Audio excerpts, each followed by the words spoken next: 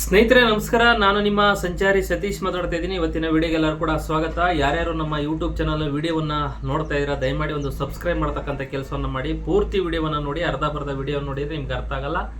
ನೋಡಿ ಆದ್ಮೇಲೆ ನಿಮ್ಮ ಅನಿಸಿಕೆ ಅಭಿಪ್ರಾಯಗಳನ್ನ ಕಮೆಂಟ್ ಮುಖಾಂತರ ತಿಳಿಸಿ ಸ್ನೇಹಿತರೆ. ಏನಪ್ಪ ವಿಚಾರ ಅಂತ ಅಂದ್ರೆ ಸೌಜನ್ಯ ಈ ಒಂದು ಹೆಸರನ್ನ ಕೇಳಿದ್ರೆ ಸುಮಾರು 12-13 ವರ್ಷಗಳಿಂದ ಸೋಷಿಯಲ್ ಮೀಡಿಯಾದಲ್ಲಿ ಯಾವ ರೀತಿಯಾಗಿ ಚಿರಪರಿಚಿತ ಆಗಿದೆ ಅನ್ನೋದನ್ನು ಕೂಡ ಹಲವಾರು ನಮ್ಮ ಸಾರ್ವಜನಿಕರು ಸೋಷಿಯಲ್ ಮೀಡಿಯಾದಲ್ಲಿ ವೀಕ್ಷಣೆ ಮಾಡುವಂಥವ್ರಿಗೆ ಗೊತ್ತು. ಈ ಒಂದು ಹೆಣ್ಣುಮಗಳಿಗೆ ಇನ್ನೂ ಇಷ್ಟು ವರ್ಷ ಆದರೂ ಕೂಡ ಒಂದು ನ್ಯಾಯ ಸಿಗ್ತಕ್ಕಂಥ ಕೆಲಸವನ್ನು ಆಗಿಲ್ಲ. ಈ ನಮ್ಮ ವ್ಯವಸ್ಥೆಯಲ್ಲಿ ಕಾನೂನು ಸುವ್ಯವಸ್ಥೆಯನ್ನು ಕಾಪಾಡ್ತೀವಿ, ನೊಂದವರಿಗೆ ನ್ಯಾಯ ಕೊಡಿಸ್ತೀವಿ ಅಂತ ಹೇಳುವಂತಹ ಕಾನೂನನ್ನ ಪರಿಪಾಲನೆ ಮಾಡುವಂಥ ನಮ್ಮ ಪೊಲೀಸ್ ಅಧಿಕಾರಿಗಳಾಗಲಿ, ಮತ್ತೊಂದು ನಮ್ಮ ಕರ್ನಾಟಕ ಸರ್ಕಾರ ಆಗಲಿ, ಯಾವುದೇ ಒಂದು ಸರ್ಕಾರ ಬಂದರೂ ಕೂಡ ಈ ಒಂದು ಹೆಣ್ಣು ಮಗಳಿಗೆ ನ್ಯಾಯ ಸಿಗ್ತಕ್ಕಂಥ ಕೆಲಸ ಆಗಿಲ್ಲ ಸ್ನೇಹಿತರೆ. ನೋಡಿ, ವರ್ಷನೂ ಕೂಡ ಈ ಒಂದು ಸೌಜನ್ಯ ಕೇಸು ಮುನ್ನೆಲೆ ಬಂದಂಥ ಸಂದರ್ಭದಲ್ಲೂ ಕೂಡ ಒಂದೊಂದು ತಿರುವು ಕಾಣ್ತಾ ಇದೆ. ನೋಡಿ, ಅದು ಕೆಲವಾರು ಹೋರಾಟಗಾರರು ಹೇಳ್ತಾರೆ ಅದು ಸೌಜನ್ಯ ಹೆಸರು, ಸೌಜನ್ಯ ಬರೀ ಹೆಸರಲ್ಲ, ಅದೊಂದು ಶಕ್ತಿ ಅಂತ. ನಿಜವಾಗ್ಲೂ ಕೂಡ ಸೌಜನ್ಯಗಳನ್ನ ದೇವತೆ ರೀತಿಯಲ್ಲಿ ಹಲವಾರು ಜನ ನೋಡ್ತಾ ಇದ್ದಾರೆ. ನೋಡಿ, ಧರ್ಮಸ್ಥಳದಲ್ಲಿ ಯಾವ್ಯಾವ ರೀತಿಯಾಗಿ ಹತ್ಯೆಯಾಗಿರುವಂತಹ ಅನಾಥ ಶವಗಳನ್ನ ಊತಿಟ್ಟಿದ್ದೇನೆ ಅಂತೇಳಿ ಈ ಒಂದು ವಾರದ ಹಿಂದಗಡೆ ಒಂದು ಮುಸುಕುದಾರಿ ವ್ಯಕ್ತಿ ಬಂದು ಭೀಮಾ ಅಂತೇಳಿ ಬೆಳ್ತಂಗಡಿ ವ್ಯಾಪ್ತಿಯಲ್ಲಿ ಕೋರ್ಟ್ ಜಡ್ಜ್ ಮುಂದೆ ಒಂದು ಹಾಜರಾಗ್ತಾನೆ. ಇಲ್ಲ, ನಾನು ಆ ಶವಗಳನ್ನು ಊತಿಟ್ಟಿದ್ದೆ, ಆ ಜಾಗವನ್ನು ತೋರಿಸ್ತೇನೆ ಅಂತೇಳಿ ಬಂದಿದ್ದಾರೆ ಸ್ನೇಹಿತರೆ.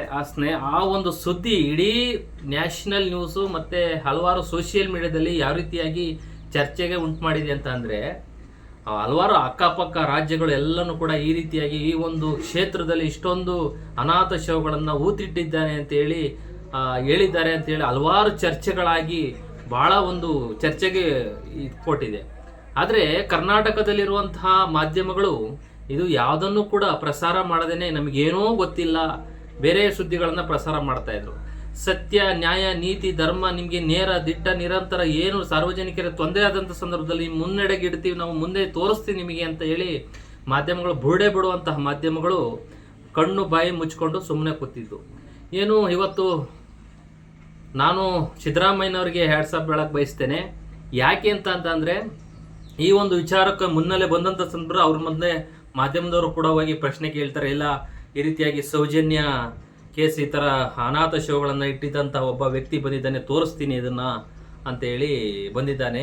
ಹಾಗಾಗಿ ಆ ಒಂದು ವ್ಯಕ್ತಿಗೆ ನೀವು ಯಾವ ರೀತಿಯಾಗಿ ಒಂದು ಪ್ರಸ್ತಾವನೆ ಕೊಡ್ತೀರಾ ಅಂತ ಕೇಳಿದರು. ಅದು ನೋಡೋಣ, ಪೊಲೀಸ್ ತನಿಖಾಧಿಕಾರಿಗಳು ಯಾವ ರೀತಿಯಾಗಿ ತನಿಖೆ ಮಾಡ್ತಾರೆ ಅದು ಮುಗ್ದೋಗಿರೋ ಅಧ್ಯಾಯ ಹಂಗೆ ಹಿಂಗೆ ಅಂತ ಹೇಳಿದರು.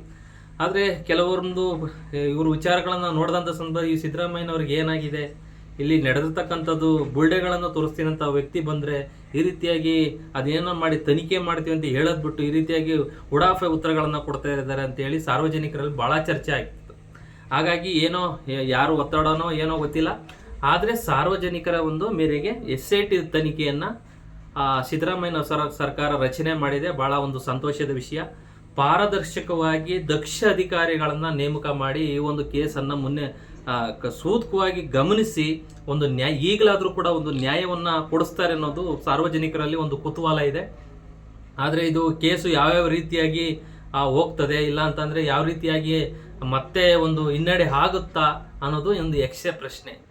ನೋಡಿ, ಯಾರೇ ಆಗಲಿ ಕಾನೂನು ಸುವ್ಯವಸ್ಥೆನ ಕಾಪಾಡುವಂಥವ್ರು ಏನು ಪೊಲೀಸ್ ಅಧಿಕಾರಿಗಳಾಗಲಿ, ನೀವು ಯಾರ ಒಂದು ಒತ್ತಡಕ್ಕೆ ಮಣಿದೇನೆ ಪಾರದರ್ಶಕವಾಗಿ ಇದನ್ನ ತನಿಖೆ ಮಾಡಿದಂತ ಆದಲ್ಲಿ ಇದಕ್ಕೆ ಖಂಡಿತವಾಗಲೂ ಕೂಡ ನ್ಯಾಯ ಸಿಗುತ್ತೆ ಸೌಜನ್ಯಳಿಗೆ ಅನ್ನೋದು ನಮ್ಮ ಒಂದು ಅಭಿಪ್ರಾಯ, ಮತ್ತೆ ಸಾರ್ವಜನಿಕರಲ್ಲೂ ಕೂಡ ಅಭಿಪ್ರಾಯ. ಹಾಗಾಗಿ ಈ ಒಂದು ತನಿಖೆ ಏನು SIT ರಚನೆ ಮಾಡಿದೆ, ದಯಮಾಡಿ ನೀವು ಇದಕ್ಕೆ ನ್ಯಾಯವನ್ನ ಕೊಡಿಸ್ತಾರೆ ಅನ್ನೋದು ಕರ್ನಾಟಕ ಜನ ಕಾಯ್ತಾ ಇದ್ದಾರೆ ಅನ್ನೋದನ್ನ ನಾನು ಈ ಮುಖಾಂತರ ಹೇಳಕ್ ಬಯಸ್ತೇನೆ. ದಯಮಾಡಿ ಪಾರದರ್ಶಕವಾಗಿ ಒಂದು ತನಿಖೆಯನ್ನ ಮಾಡಿ ಅಂತ ಹೇಳಿ ಈ ಮುಖಾಂತರ ಎಲ್ಲರಿಗೂ ಕೂಡ ಹೇಳಕ್ ಬಯಸ್ತೇವೆ.